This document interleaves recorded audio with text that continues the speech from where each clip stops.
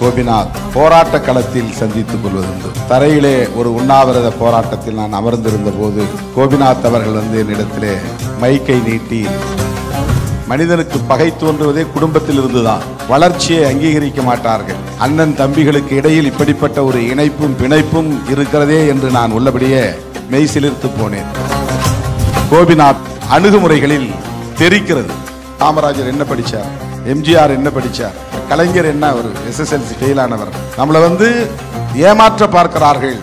இது இந்த ஆங்கிள் என்பது ரொம்ப முக்கியமான ஒரு கோணம். அந்த 10 பேருக்கு அடுத்து 11வது ஒரு ஆளை யாராவது காட்டுறாங்களா? இல்ல. ஆனா படிச்சு வாழ்க்கையில சாதித்தவர்கள் லட்சக்கணக்கானோர் இருக்கிறார்கள். நான் ஏன் அடிபடுகிறேன் என்றால், என் கையில் அதிகாரம் இல்லை, என் கையில் ஆயுதம் இல்லை என்று அல்ல பொருள். அதிகாரம் இருந்தால்தான் பாதுகாப்பு. நான் எந்த கருத்திலே கொள்கையிலே உடன்பட்டு இருக்கிறோமோ அதை அழுத்தி சொல்லுகிற துணிச்சல். கோபிநாத் இன்றைக்கு வெள்ளி விழா காணுகிறார். கோபிநாத் அவர்களின் முதிர்ச்சியை கண்டு நான் பெருமைப்படுகிறேன். முதிர்ச்சி என்பதுதான் ஆளுமைக்கான அடையாளம். இந்தியாவில் அதிகமாக அவமானப்படுத்தப்பட்ட, தொலைப்படுத்தப்பட்ட ஒரு சிலை இருக்கிறது சொன்னால் அது அறிவர் அம்பேத்கர் அவர்களினுடைய சிலை. ஆனால் அவருடைய எண்ணம், அவருடைய கனவு என்பது ஒரு சிலையில் அல்ல, ஒரு மனிதரிடம் இருக்கிறது. அவர் இந்தியாவின் மூலை முழுக்கெல்லாம் செல்கிறார், பாராளுமன்றத்தில் புலி போல பேசுகிறார், எங்கு எப்போது யாருடைய கண்ணீர் வந்தாலும் ஓடோடி வருகிறார் என்று சொன்னால் அப்படி ஒடுக்கப்பட்டோரின் உரிமை குரலாக ஒலித்துக் கொண்டிருப்பவர் மதிப்பிற்குரிய தோல் திருமாவளவன் ஐயா அவர்கள். இந்த மேடைக்கு வரவேற்பதில் பெருமகிழ்ச்சி அடைகிறோம்.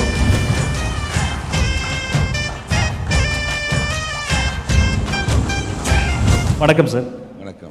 கோபிநாத் 25 கால் நூற்றாண்டு காலம் தொலைக்காட்சி, செய்தி, ஜர்னலிசம், எழுத்து என்ற ஊடகத்தின் எல்லா பரிணாமங்களையும் பார்த்த ஒரு மோஸ்ட் வெர்சடைல் கேரக்டர் அப்படின்னு சொல்லலாம். அவருடைய ஆளுமைக்கு ஒரு சின்ன ஒரு ஒரு ஒரு கொண்டாட்டமாக இந்த கோபிநாத் 25 நாங்கள் ஏற்பாடு செய்திருக்கிறோம். இந்த இடத்தில் உங்களுடைய வாழ்த்து செய்தியை நாங்கள் பதிவு செய்ய ஆசை. இந்த அரிய வாய்ப்பை எனக்கு வழங்கியமைக்காக முதலில் பிகைன் வுட்ஸ் குழுமத்திற்கு என்னுடைய நெஞ்சார்ந்த நன்றியை உரித்தாக்குகிறேன். நண்பர், தோழர் கோபிநாத் சமகாலத்தவர், கான்டெம்பரரியன். நான் அரசியல் களத்தில் அடியெடுத்து வைத்த காலத்தில்தான் தோழர் கோபிநாத் ஊடகத்தளத்தில் அடியெடுத்து வைத்தார். அவ்வப்போது போராட்ட களத்தில் சந்தித்துக் கொள்வதுண்டு. பாரிமுனையில் உயர்நீதிமன்றம் எதிரே, குரலகத்தின் எதிரே அப்போதெல்லாம் போராட்டம் நடத்த அனுமதி வழங்குவார்கள். எனக்கு நன்றாக நினைவு இருக்கிறது. தரையிலே ஒரு உண்ணாவிரத போராட்டத்தில் நான் அமர்ந்திருந்த போது கோபிநாத் அவர்கள் என்னிடத்திலே மைக்கை நீட்டி கேள்வி கேட்டது இன்னும் எனக்கு பசுமையாக நினைவு இருக்கிறது. சிலரை பார்த்தால் நமக்குள் ஒரு பாசிட்டிவ் வைப்ரேஷன் உருவாகும், சிலரிடத்தில் ஒரு நெகட்டிவ் வைப்ரேஷன் இருக்கும். இவரை பார்க்க போகிறோமே, ஒரு நெகட்டிவிட்டி இருக்கும். கோபிநாத் அவர்களை நான் முதலில் பார்த்தபோதே எனக்குள் ஒரு பாசிட்டிவ் வைப்ரேஷன் உருவானது.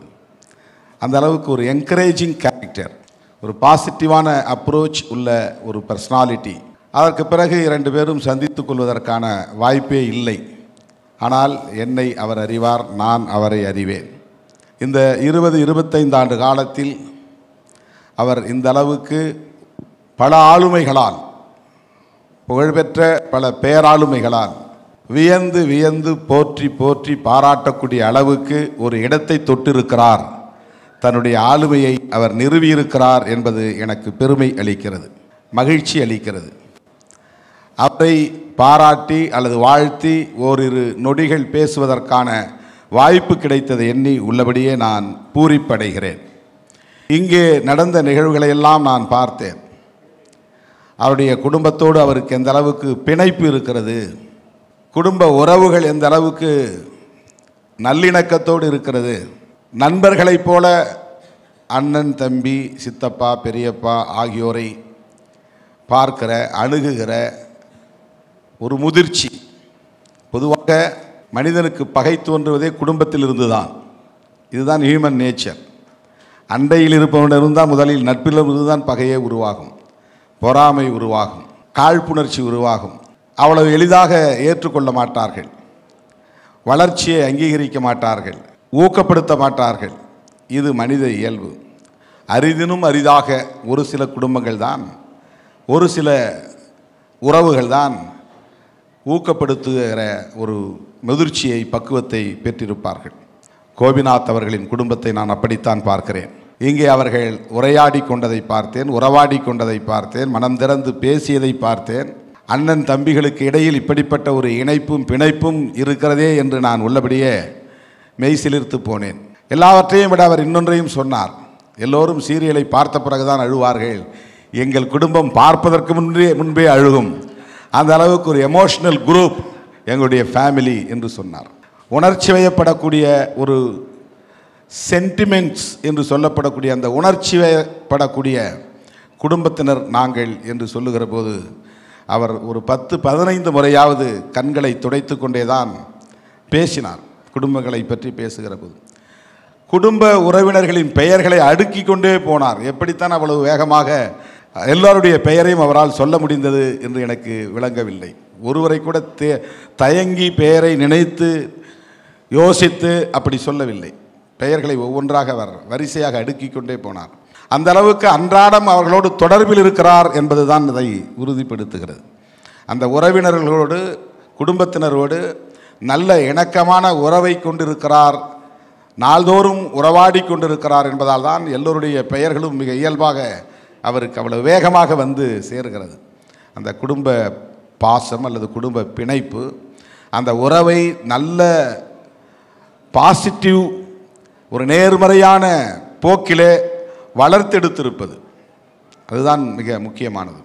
அவர் தன்னுடைய தந்தை இல்லை என்பதை எண்ணி, எப்போது இறந்தார் என்று எனக்கு தெரியவில்லை, ஆனால் இந்த நொடியிலும் கூட அவருடைய இன்மையை, அவர் இல்லாத நிலையை எண்ணி அவர் வருந்துவது எந்த அளவுக்கு அவர் இவர் மீது கவனம் கொண்டிருந்தார், இவர் அவர் மீது பற்றுதல் கொண்டிருந்தார் என்பதை நம்மால் உணர முடிகிறது.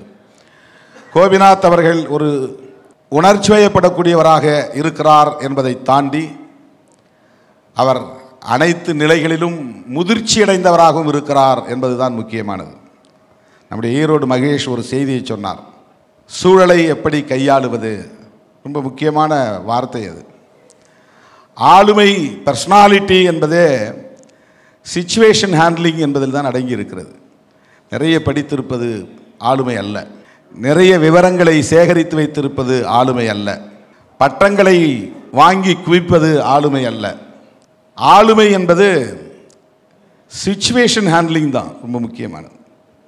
ஆளுமைக்கு ஒரு டெஃபினிஷன் சொல்லணும்னா, ஆளுமை என்றால் என்ன என்று சொன்னால் சூழலை எவ்வாறு கையாளுவது, ரொம்ப முக்கியமான ஒரு விஷயம். அந்த சூழலை கையாளுவதற்கு எது தேவை என்றால் பிரசன்ஸ் ஆஃப் மைண்ட் என்பது தான் முக்கியமானது. Presence of mind. அதையெல்லாம் நாம் நம்முடைய கோபிநாத் அவர்களுடைய அணுகுமுறைகளில் தெரிக்கிறது. அவர் ஒரு சூழலை எப்படி கையாளுகிறார், அழுகை வந்தால் கூட அதை எப்படி சமாளிக்கிறார், எப்படி அதை தன்னுடைய உரையாடல் போக்கிலேயே நீர்த்து போகச் செய்கிறார், அந்த எமோஷனை அதை டைலூட் பண்ணுறார். அந்த சூழலை கையாளுவது அது ஒரு ஆளுமை. எப்போதும் பாதிக்கப்பட்டவர்களின் பக்கம் நிற்பதுதான் சிறந்த ஆளுமை. நடுநிலைமை என்று ஒன்று கிடையாது. சமனில்லாத சமூக கட்டமைப்பில் நடுவு நிலைமை என்பது கிடையாது. நியூட்ரல் பொசிஷன் என்பது பொய், அது ஃபேக். ஒன்று ஆதிக்கம் செய்கிறவர்களின் பக்கம் நிற்கணும், அப்படி இல்லைன்னா பாதிக்கப்பட்டவர்களின் பக்கம் நிற்கணும். ஏன்னா இங்கே ஈக்குவாலிட்டி என்பது தான் சோசியல் ஸ்ட்ரக்சர். அப்போ சமனற்ற ஒரு சமூக கட்டமைப்பில் எளியவர்களின் பக்கம் நிற்பது, பாதிக்கப்பட்டவர்களின் பக்கம் நிற்பது, சிறுபான்மையினரின் பக்கம் நிற்பது, வல்னரபிள் செக்ஷன்ஸ் அவர்கள் பக்கம் நிற்பது, மார்ஜினலைஸ்ட் செக்ஷன்ஸ் அவங்க பக்கம் நிற்பது, இதுதான் ஜென்யூன், இதுதான் நேர்மை, இதுதான் அறம், இதுதான் உண்மையிலேயே நடுநிலைமை. நான் ரெண்டு பக்கம் இருக்க, ஆட்டுக்கும் ஓனாய்க்கும் யுத்தம் நடக்கிற போது நான் ஆட்டு பக்கமும் பேச மாட்டேன், ஆட்டுக்குட்டி பக்கமும் பேச மாட்டேன், ஓனாய் பக்கமும் பேச மாட்டேன், நான் நடுவில் நிற்பேன்னு சொன்னால் நீ ஓனாய்க்கு துணை போவதாக அர்த்தம். ஆட்டுக்குட்டி பலவீனமானது, ஓனாய் அடித்து சாப்பிட்டு விடும், ஓனாய் வலிமையானது. ஆகவே இந்த இடத்தில் ஒருவன் நேர்மையானவன், அறம் உள்ளவன், ஆட்டுக்குட்டியை காப்பாற்றுவதற்காக பேச வேண்டும், அந்த பக்கத்தில் நிற்க வேண்டும். அதை போன்ற அறம் சார்ந்த ஆளுமைகளாக இன்றைக்கு ஊடகத்தளத்திலே நிமிர்ந்து நிற்பவர்கள், மிளிர்ந்து நிற்பவர்கள், நான் சொன்ன இந்த தோழர்கள் அதிலே நம்முடைய கோபிநாத் அவர்கள் இன்றைக்கு வெள்ளி விழா காணுகிறார். இந்த தலத்தில் தான் உள்வாங்கிய கருத்தில் உறுதிப்பாட்டோடு இன்று இருந்து வெள்ளி விழா காண்கிறார். எனக்கு ஒரு புதிய செய்தி என்னவென்றால், ரொம்ப வியப்புக்குரிய ஒரு விஷயம், அவர் ஊடகவியலாளர் என்பதை தாண்டி ஒரு மோட்டிவேஷனல் ஸ்பீச் கொடுக்கக்கூடிய ஒரு ஆரேட்டர், ஒரு பேச்சாளராக விளங்குகிறார். ஒரு ஊடகவியலாளரிடத்தில் அப்படி ஒரு ஆளுமை இருக்கிறது என்பதை நான் எண்ணி பார்க்கிறேன். பலரும் வியப்படையக்கூடிய ஒரு செய்தி, அவர் கல்வி எவ்வளவு முக்கியத்துவம் வாய்ந்தது என்பதை பற்றி மாணவர்களிடையே அவர் பேசியது வைரலாக பரவி கொண்டிருக்கிறது. ரொம்ப முக்கியமான ஒரு லாஜிக் அவர் வைக்கிறார். நம்மளை ஏமாற்ற பார்க்கிறார்கள். இது இந்த ஆங்கிள் என்பது ரொம்ப முக்கியமான ஒரு கோணம். ஒரு செய்தியை எப்படி மறுவாசிப்பு செய்வது என்பது இதுதான் மறுவாசிப்பு என்பது. அதாவது வழக்கமாக எல்லாரும் சொல்லிட்டு போயிடுவாங்க, காமராஜர் என்ன படித்தார், எம்ஜிஆர் என்ன படித்தார், ஜெயலலிதா என்ன பெரிய பல்கலைக்கழகம் போனாங்க, கலைஞர் என்ன ஒரு எஸ்எஸ்எல்சி ஃபெயிலானவர், இவர்களெல்லாம் வாழ்க்கையில் சாதிக்கவில்லையா என்று போகிற போக்கில் சொல்லிவிட்டு போகிற எத்தனையோ நிகழ்வுகளை நாம் பார்த்திருக்கிறோம். அதை இன்னொரு கோணத்தில், சமூக நீதி கோணத்தில் பார்க்கிற ஒரு பார்வை, ஒரு டிஃப்ரெண்ட் ஆங்கிள். அப்படி சொல்கிறத நீங்கள் யாரும் அக்செப்ட் பண்ணிக்காதீங்க. அப்படின்னா என்ன அர்த்தம்னா, கல்வி ரொம்ப முக்கியம் இல்லைன்னு சொல்லி சாதாரணமாக போகிறாங்க. கல்வி தான் முக்கியம். கல்வியால் மட்டும்தான் நம்மை நாம் பாதுகாத்து கொள்ள முடியும். கல்வியால் மட்டும்தான் நம் ஆளுமையை வளர்த்து கொள்ள முடியும். கல்வியால் மட்டும்தான் எல்லா சவால்களையும் எதிர்கொள்ள முடியும் என்கிற அந்த துணிச்சலை அவருடைய உரையிலே மாணவ செல்வங்களுக்கு ஊட்டியிருக்கிறார் என்பது உள்ளபடியே அவர் எத்தகைய ஆளுமை என்பதை நமக்கு உணர்த்துகிறது. சமூக நீதி என்பதை எல்லோரும் மிக சாதாரணமாக இடஒதுக்கீடு பார்வையிலே பார்க்கிறார்கள். இடஒதுக்கீடு என்பது சமூக நீதி கோட்பாட்டில் ஒரு நடைமுறை உத்தியது, அது ஒரு ஸ்ட்ராட்டஜி. சமூக நீதி என்பது ஒரு பெரிய கோட்பாடு. அது சமூகத்தில் மாற்றத்தை ஏற்படுத்துவதற்கான புரட்சிகரமான ஒரு கருத்தியல். அதை நடைமுறைப்படுத்துவதற்கு கையாளக்கூடிய ஒரு உத்தி தான் இடஒதுக்கீடு. இடஒதுக்கீடு மட்டுமே சமூக நீதி அல்ல. மறுபடியும் நான் சொல்லுகிறேன், விளிம்பு நிலை மக்களை எம்பவர் செய்வதுதான் சமூக நீதி. எம்பவர்மெண்ட் ஆஃப் மார்ஜினலைஸ்ட் செக்ஷன்ஸ் என்பதுதான் சோஷியல் ஜஸ்டிஸ். பொருளாதார அடிப்படையில் சொல்லக்கூடியது அல்ல. அதனால தான் இது சமூக நீதினே பேர். இல்லைன்னா பொருளாதார நீதின்னு தனி இருக்குது. அரசு கான்ஸ்டிடியூஷன்லே நீதி 3 வகையாக சொல்லப்படுகிறது: social justice, economical justice, political justice. 3 வகையான நீதி இருக்கிறது. ஆனால் சமூக நீதிக்குத்தான் முன்னுரிமை, முக்கியத்துவம் இங்கே இருக்கிறது. ஏனென்றால் இந்த சமூகத்தில் பெரும்பான்மை மக்கள், உழைக்கிற மக்கள், கல்வி மறுக்கப்பட்டவர்களாக இருக்கிறார்கள். அதனால் பொருளாதாரத்தில் பின்தங்கி இருக்கிறார்கள். கல்வி மறுக்கப்பட்டவர்களாக இருக்கிறார்கள், அதனால் அதிகாரத்தை இழந்திருக்கிறார்கள். பொருளாதாரம், கல்வி எதற்காக என்றால் அதிகாரத்திற்காகத்தான். அதிகாரம்தான் அல்டிமேட், அதிகாரம்தான் இறுதி இலக்கு.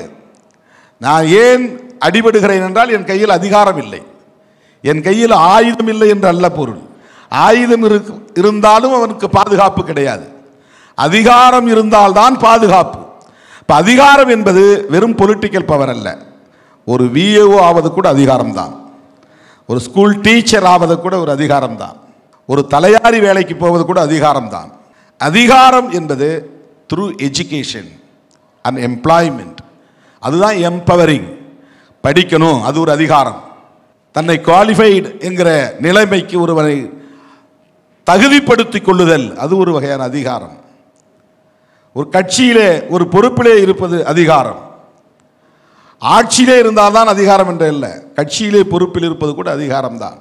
ஒரு நிறுவனத்தில் ஒரு முக்கிய பொறுப்பிலே இருப்பது அதிகாரம். அதிகாரம்தான் மனிதர்களுக்கு நம்பிக்கையை தருகிறது, அதிகாரம்தான் மதிப்பை தருகிறது, அதிகாரம்தான் மகிழ்ச்சியை தருகிறது, அதிகாரம்தான் பாதுகாப்பை தருகிறது. அதிகாரமற்றவர்கள் தான் ஒடுக்கப்படுகிறார்கள், அதிகாரமற்றவர்கள் தான் சுரண்டலுக்கு ஆளாகிறார்கள், அதிகாரமற்றவர்கள் தான் பாதுகாப்பு இல்லாமல் இருக்கிறார்கள் எனவே அவர்களை எம்பவர் செய்ய வேண்டும். Empowering marginalised section. அதற்கு மிக முக்கியமான கண்டிஷன், முன் நிபந்தனை எஜுகேஷன், கல்வி. அதனால்தான் அந்த 10 பேருக்கு அடுத்து 11வது ஒரு ஆளை யாராவது காட்டுறாங்களா? இல்லை. ஆனால் படித்து வாழ்க்கையில் சாதித்தவர்கள் லட்சக்கணக்கானோர் இருக்கிறார்கள், கோடிக்கணக்கானோர் இருக்கிறார்கள்.